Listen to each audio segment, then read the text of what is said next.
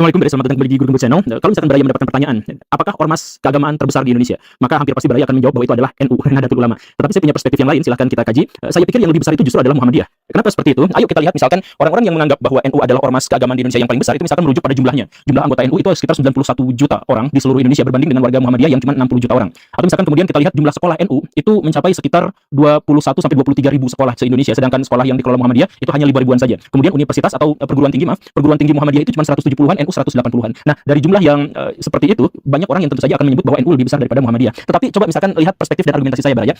Kalau misalkan kita melihat Universitas Muhammadiyah, maka universitas itu berlabel Muhammadiyah dan dikelola langsung Muhammadiyah dan memang didirikan atas nama Muhammadiyah. Sedangkan kalau misalkan kita melihat Universitas NU gitu, kita bahkan tidak pernah dengar atau jarang sekali mendengar ada Universitas NU gitu. Yang ada sebenarnya adalah universitas atau sekolah tinggi atau politeknik yang didirikan oleh kader NU. Sehingga kepemilikannya sebenarnya bukan kepemilikan NU, tetapi kepemilikan dari kader NU. Jadi Pak Yusuf Kala menyebut ini semacam franchise. Kalau dia punya pesantren, dia punya sekolah, dia punya perusahaan bahkan. Nah, sekolah, perusahaan dan lain sebagainya itu bukan milik Nahdlatul Ulama, tapi milik kader-kadernya yang jumlahnya sangat-sangat banyak itu. Begitu. Makanya Baraya misalkan kalau ditanya, pernah nggak Baraya dengar rumah sakit NU gitu? Kalau rumah sakit Muhammadiyah Baraya pasti mendengarnya, tapi rumah sakit NU atau universitas NU dan sebagainya kan tidak seperti itu. Nah, dari pertimbangan itulah kemudian saya berpikir bahwa secara keorganisasian, organisasi massa itu Muhammadiyah jauh lebih besar. Walaupun secara kultur NU itu lebih besar, tetapi keorganisasian dalam bentuk organisasinya, dalam bentuk asetnya, dalam bentuk geledegan karya-karyanya yang mengatasnamakan Muhammadiyah itu tentu saja jauh lebih besar. Nah, cuman pertanyaannya adalah kenapa Muhammadiyah bisa sampai sebesar itu? Ya, simak videonya sampai tuntas, yuk kita bahas.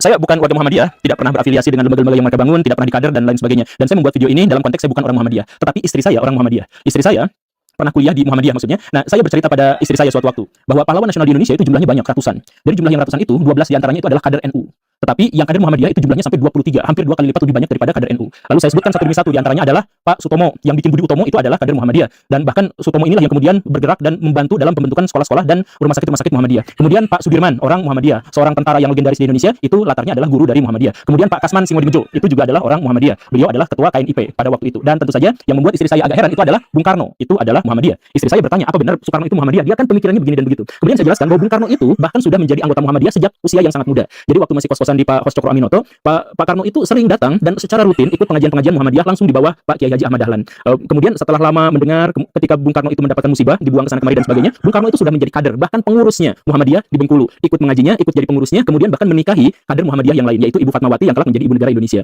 Setelah itu, Bung Karno terus-terusan ada di Muhammadiyah. Bahkan ini sesuatu yang unik. Ketika Bung Karno mulai pecah dengan kelompok-kelompok Islam, mulai mendekat ke golongan kiri, itu Bung Karno itu hampir dipecat sama Muhammadiyah. Keanggotaannya hampir dicoret. Tapi Bung Karno mohon-mohon, please bagaimanapun jangan coret nama saya dari keorganisasian Muhammadiyah. Dan memang tidak. Dan kemudian di tahun 50-an, tahun 60-an ketika Bung Karno semakin dekat kepada komunis dan semakin jauh dijauhi oleh kelompok-kelompok Islam, bahkan termasuk ketika Bung Karno itu memenjarakan Buya Hamka, salah satu tokoh paling fenomenal dan paling luar biasa dari Muhammadiyah, itu dipenjarakan, Bung Karno masih tetap tidak mau lepas dari keanggotaan Muhammadiyah. Bung Karno mengatakan sekali Muhammadiyah tetap Muhammadiyah dan seterusnya Muhammadiyah. Dan salah satu amanah dari Bung Karno yang pada akhirnya mungkin tidak diwujudkan adalah Bung Karno ingin meninggal sebagai seorang Muhammadiyah dan ingin dikafani dan ditutupi dengan bendera Muhammadiyah atau logo-logo Muhammadiyah. Nah, ini sebenarnya tetap menegaskan bahwa Bung Karno itu adalah seorang Muhammadiyah. Nah, kenapa saya harus menjelaskan tentang ketokohan Bung Karno sebagai Muhammadiyah? Karena bagi saya ini adalah salah satu tangga yang sangat mudah dan sangat enak untuk bisa menjelaskan kenapa Muhammadiyah begitu besar dalam pikiran Soekarno. Apa itu? Yang pertama, karena Muhammadiyah itu mujaddid, pembaharu. Ini sebenarnya adalah pola pikir yang khas dari Muhammadiyah, tetapi juga sangat klop dan cocok dengan Bung Karno. Jadi Bung Karno itu kan pikirannya itu revolusi, pikirannya itu adalah konflik, pikirannya itu adalah mengkritik, pikirannya itu adalah mengerahkan massa, pikirannya adalah membuat sesuatu yang besar, yang revolusioner, yang mengubah, yang tidak lagi terikat pada kultur, yang tidak terikat pada gagasan dan pemikiran orang lain gitu. Nah, ini pada bagian-bagian besarnya ini mirip sekali dengan Muhammadiyah, dan Bung Karno itu sangat senang dengan ide ini, bahwa kalau misalkan kita terkait dengan agama, kemudian ada tafsiran dari pihak lain, kemudian kita kritik, ya kita gak usah disebut kualat. Saya mohon maaf ya kalau misalkan dianggap membandingkan, tapi kalau misalkan kita mengkritik Kiai NU gitu, atau misalkan orang-orang NU, itu kita bisa dituding kualat. Tapi kalau misalkan mengkritik Muhammadiyah itu tidak, biasa aja, dialektika, diskusi, memancing perdebatan dan kemudian menghasilkan kesimpulan. Makanya kalau misalkan Baraya baca buku Islam Sontoloyo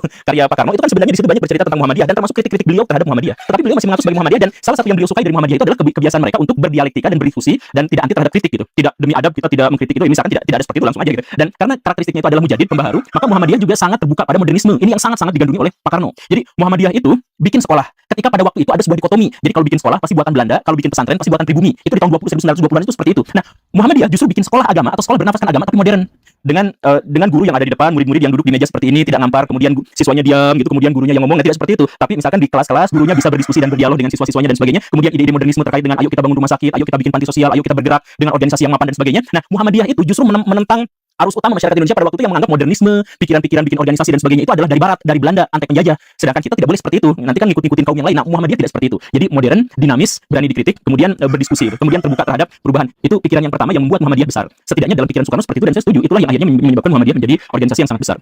Kemudian faktor yang kedua yang membuat Muhammadiyah itu sangat besar, menjadi raksasa sebagai organisasi keagamaan, itu adalah karena Muhammadiyah itu bisa melakukan aktualisasi pada nilai-nilai Islam lebih banyak pada tataran praktek daripada kelompok-kelompok keagamaan yang lain di Indonesia. Jadi maksudnya gini Baraya, kalau misalkan Baraya ada di pesantren NU dan pesantren Muhammadiyah, Baraya akan menemukan perbedaan yang kurang lebih seperti ini. Kalau orang-orang Muhammadiyah mau mempelajari Islam, maka yang dipelajarinya itu adalah Quran, kemudian Sunnah. Kemudian kalau mereka bingung, baru mereka cari referensi-referensi dari para ulama. Jadi para ulama itu ditempatkan belakangan ketika mereka bingung terkait dengan memahami Quran dan Sunnah. Begitu, itu Muhammadiyah. Kalau NU, mohon maaf ya Bu, saya tidak merendahkan, tapi Baraya tentu saja bisa mengkonfirmasi ini. Kalau misalkan NU terbalik, kalau misalkan mau belajar agama, ambil dulu pelajaran misalkan belajar Al-Quran. Oh, jangan dulu belajar Al-Quran, karena penafsirannya akan membingungkan. Jadi belajar dulu tafsir. Ketika mau belajar tafsir dulu, oh jangan, karena ilmu bahasanya belum mumpuni. Masa dari terjemahan kan begitu ya. Nah, kalau itu berarti harus belajar bahasa Arab dulu. Kalau pas mau belajar bahasa Arab dulu, oh jangan, belajar ilmu-ilmu alatnya dulu. Nah, dari mana kita belajar ilmu alatnya dulu? Oh, ya udah dari Kiai Anu yang sanadnya begini dan begitu. Jadi untuk belajar Quran, jadi orang-orang NU itu ngambil dari bawah dulu, dari ulama, dari tafsirnya, dari terjemahannya, dari ulama bersanadnya, baru kemudian kita belajar Quran dan Sunnah, kan begitu. Nah, karena itu mereka membutuhkan waktu yang panjang untuk bisa mempelajari agama Islam. Sedangkan Muhammadiyah itu ngambil jalur pendek, efisien. Jadi Quran, Sunnah, bingung, galau, butuh referensi, baru ngambil ulama-ulama yang begini dan begitu diambilin gitu. Makanya orang-orang Muhammadiyah cenderung tidak bermazhab, bukan anti mazhab, tapi tidak bermazhab. Jadi maksudnya ambil Quran dan Sunnah, kalau bingung ya udah cari referensi dari ulama-ulama ini. Kalau NU sebaliknya, ngambil ulama dari Syafi'iyah, bagaimana cara dia memahami Al-Quran? Nah, pelajari itu pernyataan dari Imam Syafi'i dulu kan kayak gitu. Nah, karena jalur Muhammadiyah itu menjadi lebih efisien untuk belajar agama itu lebih ringkas, maka kesempatan untuk mengaktualisasikan gagasan-gagasan ajaran agama Islam itu terbuka lebar dan mendapatkan waktu yang sangat luang gitu. Aktualisasikan pikiran-pemikiran muslim atau semangat-semangat Islam itu dalam sekolah-sekolah, dalam universitas-universitas, panti asuhan, gerakan-gerakan sosial, dan rumah sakit ya, sekarang tambang gitu, dan lain sebagainya. Nah, aktualisasi itu menjadi lebih besar. Makanya Muhammadiyah bisa mencetuskan doktor-doktor, bisa mencetuskan profesor-profesor di ilmu-ilmu dalam tanda kutip ya, ilmu-ilmu sekuler, karena sudah basic Islamnya sudah kuat, karena ngambil belajar Islamnya itu jalur cepat, efisien. Kemudian alasan yang ketiga kenapa Muhammadiyah menjadi lebih besar dalam pikiran saya, itu adalah karena orang-orang Muhammadiyah itu bersatu karena pemikiran yang sama. Sedangkan orang yang lain, khususnya dalam hal ini misalkan kalau kita bandingkan lagi dengan NU, NU bersatu karena kultur yang sama. Jadi kalau misalkan masyarakat NU, kadang-kadang mereka juga tidak tahu bahwa dirinya NU gitu. Atau sebaliknya, masyarakat yang tahlilan bukan NU pun disebut itu NU gitu. Jadi dalam hal ini misalkan tadi saya sebutkan jumlah orang NU di Indonesia itu 91 juta gitu ya. Itu menurut Kementerian Agama. Itu bakal banyak yang komplain. Pasti banyak yang komplain. Wah, tidak, pasti lebih besar begini dan begitu. Karena apa? Karena untuk mengidentifikasi orang NU itu lebih sulit. Apakah hanya ketika dia itu tahlilan itu disebut NU atau tidak itu menjadi perdebatan. Apakah kalau misalkan seseorang itu melakukan selamatan itu disebut NU atau tidak itu kebingungan dan kadang-kadang harus dihitung pada akhirnya dengan kartu anggota. Tapi banyak juga kiai-kiai NU yang tidak memiliki kartu anggota gitu. Kan begitu atau ada lah yang tidak memiliki kartu anggota. Nah, ini berbeda dengan Muhammadiyah. Muhammadiyah itu tidak disatukan oleh sebuah kultur, tapi disatukan oleh sebuah pemikiran pembaharu. Kemudian itu faktor yang ketiga. Kemudian faktor yang keempat apa? Faktor yang keempat itu adalah bahwa orang-orang Muhammadiyah itu mampu mengelola konflik. Nah, ini saya pikir ini adalah sesuatu yang sangat unik. Tapi ini bahkan sudah terjadi di zaman Bung Karno yang tadi saya jelaskan itu. Kan Bung Karno itu waktu lagi puncak-puncaknya dekat sama PKI itu sampai memenjarakan Buya Hamka yang orang Muhammadiyah. Tapi beliau itu tidak mau keluar dari Muhammadiyah gitu. Dan konflik dengan Buya Hamka adalah bukan atas nama Islam, tapi atas nama ideologi komunis, atas nama gagasan-gagasan pikiran Buya Hamka yang berbeda dengan Soekarno gitu. Kan begitu. Nah, tapi beliau tetap ada dalam ruang lingkup yang namanya Muhammadiyah. Dan ketika Bung Karno meninggal, imam sholat goib, imam sholat jenazah untuk Bung Karno itu adalah Buya Hamka. Jadi tetap tidak terpisah gitu. Nah, begitupun sekarang banyak sekali kader-kader Muhammadiyah itu yang liberal, yang fundamental, yang bahkan politikus itu bisa, dan semuanya bahkan bisa jadi ketua umumnya. Ketua umum Muhammadiyah pernah Amin Rais, yang didikan barat, yang politisi seperti itu. Bisa juga jadi Pak Syafi'i Ma'arif, yang pikirannya sangat liberal. Tapi bisa juga seperti Pak Din Samsudin, yang sangat kalem dan akademik gitu. Nah, jadi orang yang liberal, orang yang kayak gimana tetap bisa jadi Muhammadiyah, bahkan tetap bisa jadi ketuanya. Dan tidak ada perpecahan yang cukup untuk membuat mereka itu gontok-gontokan satu sama lain. Ini berbeda misalkan dengan NU. NU setiap pemilu pecah. Setiap pilkada pecah, benar gak sih? Bahkan perpecahannya itu bisa sampai membuat satu kelompok menyerang kelompok yang lain. Baraya tentu saja misalkan mengetahui ketika polemik nasab Alawi itu muncul di kalangan NU saja, Muhammadiyah tidak ikutan, tesis tidak ikutan. Di kalangan NU saja, itu pecahnya itu luar biasa, sampai ada Banser digebukin. Baraya pernah lihat misalkan ada FPI perang sama Banser itu pernah, padahal dua-duanya berlatar NU gitu. Dan atau misalkan ada warga NU yang membubarkan pengajian, ada warga NU yang misalkan menolak didirikannya masjid. Itu Baraya pasti pernah dengar yang seperti itu. Bahkan ada masjid Muhammadiyah dilarang sama NU, itu ada kejadian seperti itu. Karena apa? Karena pertentangan secara internalnya tidak mampu diakomodasi dengan sangat baik. Muhammadiyah itu mampu melakukan manajemen konflik yang baik. Saya tanya kepada Baraya sekarang ya, kapan Baraya pernah dengar ada orang Muhammadiyah ngegerebek pengajian lain? Kapan Baraya pernah dengar ada warga Muhammadiyah itu menghukum warung Tegal yang buka di bulan Ramadan gitu? Itu walaupun di antara mereka itu konflik pemikirannya sangat besar, tetapi tidak menjadi polemik. Saking tidak jadi polemiknya, bahkan sidang isbat pun mereka nggak ikutan. Ya udah aja, mereka sudah punya keyakinan tersendiri, udah selesai sampai di situ gitu. Dan kalau misalkan ada yang ikutan lebaran hari ini itu ya juga terserah aja, tidak apa-apa juga gitu. Ya ini sebenarnya juga menjadi celah kelemahan Muhammadiyah, di mana orang-orang Muhammadiyah itu misalkan bisa dimasuki oleh orang-orang PKS dulu kan, dimasuki oleh orang-orang Wahabi, bisa dimasukin oleh orang-orang liberal dan sebagainya. Tapi kalau sudah masuk ke situ pun tetap aja hidup dalam kerukunan gitu. Mereka berdebat, berdiskusi dan sebagainya dalam ranah-ranah yang tidak mengubah menjadi konflik fisik gitu, atau konflik kepentingan yang bisa diekspos sama media gitu. Makanya saya tanya lagi, kapan terakhir kali Baraya pernah dengar orang Muhammadiyah ngegerebek itu atau berpecah belah antara kelompok liberal dan sebagainya kemudian lalu jadi dua Muhammadiyah gitu? Kan tidak seperti itu ya. Itu alasan yang keempat. Kemudian alasan yang kelima kenapa Muhammadiyah bisa begitu besar, itu adalah karena semangat literasi mereka yang sangat luar biasa. Dan ini harus diakui, lagi-lagi kita lihat bagaimana argumentasi Bung Karno atau pengalaman Bung Karno. Kenapa Bung Karno sangat senang sama Muhammadiyah? Karena waktu zaman Bung Karno, organisasi yang paling banyak menerjemahkan buku-buku Belanda, buku-buku Eropa itu adalah orang-orang Muhammadiyah. Ketika kelompok-kelompok Islam yang lain berpikir bahwa Islam dengan Barat itu terpisah, bahwa ilmu dunia dengan ilmu akhirat itu terpisah, bahwa aktualisasi Islam dengan mempelajari tafsiran Islam itu terpisah gitu. Nah, Muhammadiyah tidak seperti itu. Tulisan Barat, buku-buku Barat diterjemahkan sama Muhammadiyah, tidak apa-apa. Yang penting itu adalah bagian dari ilmu, dan ilmu itu mempelajari ilmu apapun itu adalah bagian dari ilmu agama. Ketika bikin rumah sakit itu adalah perwujudan dari ketaatan terhadap agama. Ketika bikin sekolah, bikin panti asuhan itu adalah wujud dari pengaplikasikan agama gitu. Jadi baca buku dari Barat ya demi untuk bikin sekolah, demi untuk bikin universitas, demi untuk bikin rumah sakit yang bagus dengan kurikulum yang bagus, ya nggak apa-apa ambil dari Barat. Itu penerjemah paling awal di Indonesia itu kalau yang dari kelompok Islam itu yang Muhammadiyah itu, dan itu bertahan bukan hanya pada penerjemahan tapi juga pada penulisan buku, penulisan jurnal. Orang-orang Muhammadiyah menulis buku jauh lebih banyak daripada kelompok Islam manapun di Indonesia.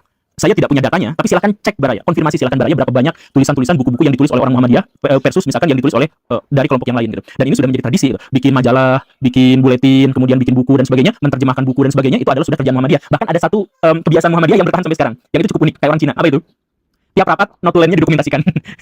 Jadi kalau rapat pun bahkan didokumentasikan, bahkan di arsip nasional itu yang di Jakarta itu, coba itu arsip Muhammadiyah itu banyak banget. Yang kadang-kadang nggak terlalu penting buat banyak orang karena isinya itu adalah arsip rapat gitu. Jadi notulen rapat apa segala itu ada di situ gitu. Jadi ketika NU misalkan kalau mau belajar Islam pikirannya itu kan adalah kalau mau belajar Islam ya dari ulama, ulamanya dari ulama, ulamanya dari ulama. Jadi apa mengembangkan tradisi lisan dari mulut ke mulut tradisi lisan. Nah kalau Muhammadiyah dari tradisi tulisan, dari baca, dari literasi. Jadi kalau misalkan belajar dari Kiai Anu misalkan ya, bukan dengerin dia kemudian lihat dia latarnya berguru pada siapa bukan kayak gitu. Lihat dengerin orangnya kemudian konfirmasi aja dengan buku sumbernya.